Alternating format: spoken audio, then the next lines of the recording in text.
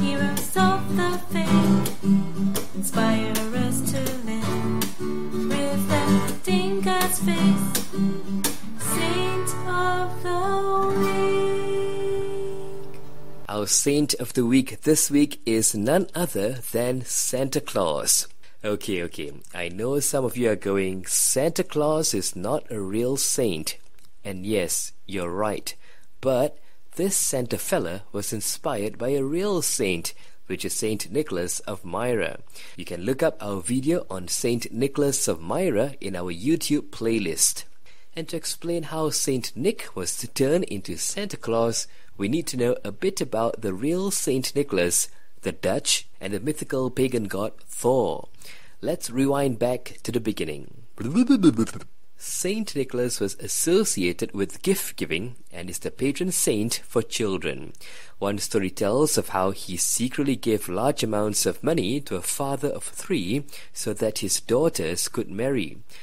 Now, the Dutch had a tradition of celebrating the feast day of Saint Nicholas on December the 5th, whereby their children mysteriously receive gifts in their shoes. However, following the Protestant Reformation, which rejected the practice of honoring saints, this tradition became a problem. The solution was to move the secret gift-receiving tradition to Christmas Day while introducing a new character. But what sort of character would it be? Well, many online resources say the Santa character was based on the Germanic pagan god Thor. Now, Thor was represented as an elderly man, jovial and friendly, of heavy build with a long white beard. His element was fire, his color red. He was fighting the giants of ice and snow and thus became the Yule god. He was said to live in the Northland, where he had his palace among the icebergs.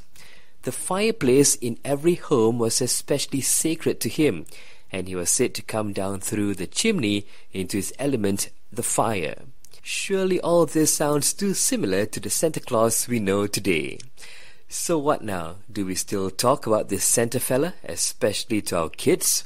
I'd say we take the opportunity of using Santa Claus to tell the story of one great saint, Saint Nicholas-of-Myra, and his generosity, and the anticipation of waiting for gifts on Christmas Day as waiting for the best gift of all, our Lord Jesus. Merry Christmas and God bless. Subscribe to our free daily nuggets at www.redeemforworship.com. This Daily Nugget is brought to you by Redeem for Worship. Heroes of the faith, inspire us to live, reflecting God's face. Saint of the